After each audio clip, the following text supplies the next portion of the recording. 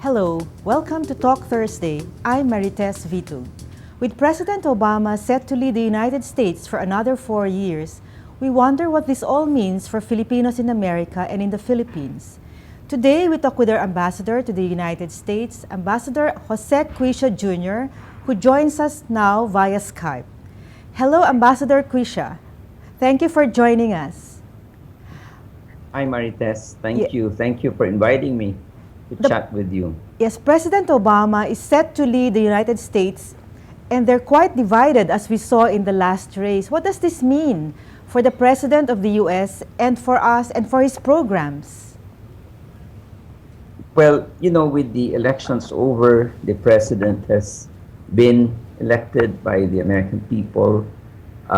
Even his rival, Governor Romney, has asked the American people to unite and to work together to achieve their objectives, one of which is to try to, of course, address the problem of the fiscal deficit, the large debt of the U.S., and of course the many challenges that are faced by the U.S. government. Now, to us, we are of course uh, excited about the future because with the re-election of President Obama, we see a continuity of the policy about rebalancing to Asia, which we welcome because this will, of course, mean that we will be working together with the U.S.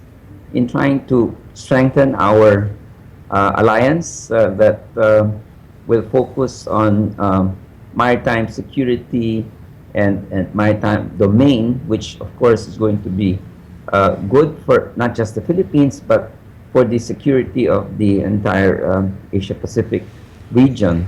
Will, Uh, will Ambassador, will the President Obama have difficulty getting Congress to push for these same programs because they're dominated by the Republicans? well, of course, it's going to be a challenge for the president, but at the same time, I think the Republican Party is aware that the people have been quite uh, disappointed that they have not come to a consensus in terms of how to tackle the fiscal deficit and the large debt. There will be, I think, efforts on both sides, both the Democrats and the Republicans, to come to a consensus because they know that if they cannot come to consent, it will result even more difficulties for the American people. As you know, the U.S. lost the AAA credit rating, and I think the rating agencies have indicated that unless they can come to an agreement in terms of the fiscal deficit, they may continue to see a further decline in the credit rating. So I think there will be an effort from both sides of the aisle to come to an agreement. Let's shift to the subject of immigration, Ambassador. Can you please tell us, explain more about the immigration policy of Obama and what this means for Filipinos in the U.S. who have not yet legalized their status? Well, at least for the young people, President Obama has come up with a program that would, in effect, allow those who came to the U.S. When they were 16 or younger and who are now 30 or below to continue to remain in the U.S. They're able to actually apply for jobs. So there is a move to defer basically any move of deportation unless they are involved in, say, in a criminal case or they have committed a criminal act. So it provides some kind of a breathing space for these young people because then they can work legitimately. Um, and what President Obama is saying is that he would like to work with Congress to come up with an overhaul of the immigration program of the U.S. because that's going to require some time. But in the meantime, it will allow this young, uh, well, you'd say, uh, I don't want to call them illegal immigrants, but these immigrants who came here who are undocumented to be able to work in the meantime, and hopefully that it will give them an opportunity to eventually legalize their stay in the U.S. During the campaign, Ambassador, President Obama said that he would like to bring more jobs to the U.S. Will this mean decreasing presence of the BPOs here operating out of the Philippines? No, I think what he is focusing on is manufacturing jobs. And for example, in terms of the auto industry, uh, he was focusing, for example, in Ohio, and what he has pointed out that the Okay. GM, the Jeep plant in Toledo, Ohio, and the General Motors plant, which produces cruise cars, are doing quite well. And he would like to see American companies to do the same to try to create more manufacturing jobs. In my discussions with some of the CEOs who are in the business process outsourcing, they said, they realized that they would not be competitive if they were to bring back the jobs into the U.S. And so, of course, the U.S. companies are concerned that if they're not competitive, then they would even lose more jobs. So I don't think that the idea is to try to bring back jobs in the business process outsourcing, but more to make America more competitive when it comes to manufacturing jobs. They've been talking about creating at least 1 million manufacturing jobs over the 4 years. But they're also talking about knowledge type of jobs, the knowledge industry jobs, high value jobs that especially in the engineering, in the science field, the computer and IT fields. So those are the areas that they would like to create more jobs, because of course he is talking about 12 million jobs over the next 4 years. So it's not just manufacturing jobs, but he has been trying to attract the companies that are engaged in manufacturing to create more manufacturing jobs, which of course are the higher paying type of jobs. Ambassador Cuisia, on the subject of security and defense, you see a continuity of the Asia pivot, which means that more American forces will be stationed in our part of the world.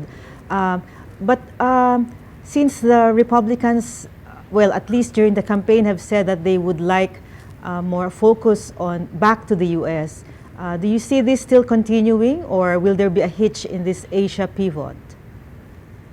No, I don't think that there would be a hitch. I think what it means so is that the U.S. would like to strengthen the capability also of its treaty partners like U.S., like the Philippines, Thailand, Japan, and South Korea. So these treaty allies also play a bigger share in stabilizing the security of the region. No?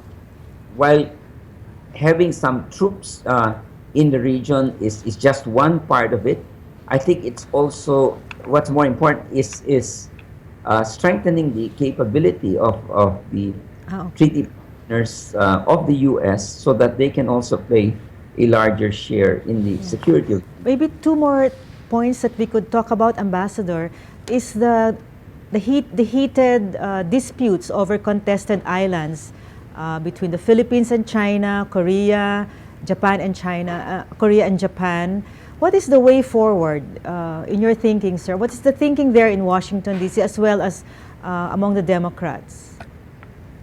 Well, I think what is needed, of course, is greater, I guess, dialogue, and that is taking place between China and Japan, China and the Philippines, China and Vietnam, and ASEAN and China. In fact, ASEAN is discussing with China a code of conduct, which hopefully will provide a a way of resolving issues related to these disputes in the West Philippine Sea or the South China Sea.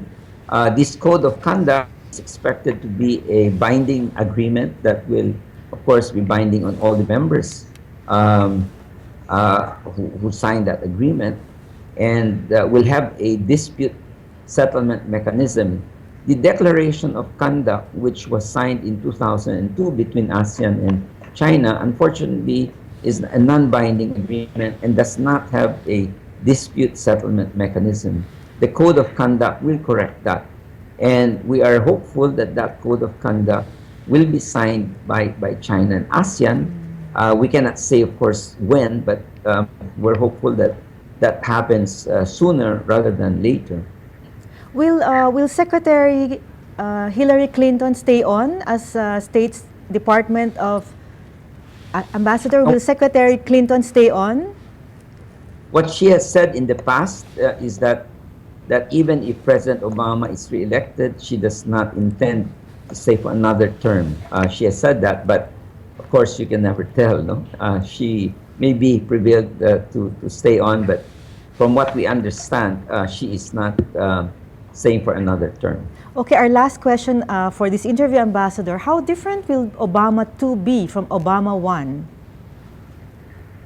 Well, I think the president is probably going to reach out to the Republicans because much more, I think, at this time to be able to tackle the problems that face the U.S., particularly the fiscal deficit or the fiscal cliff that is being written about, the huge debt that the U.S. Now has, and which continues to grow, and he is aware that this can be solved only if the Republicans and the Democrats can come to an agreement. So I believe that the president will exert as much effort as necessary to try to reach out to the Republicans to ensure that the future of the American people is enhanced, that they may have better opportunities for growth and of course create more jobs for Americans, which is a major objective of President Obama. Thank you so much, Ambassador Cuisia. It's been a long day and night for you. We've been speaking to Philippine Ambassador Jose Cuisia on Rappler's Talk Thursday. Thank you for joining us.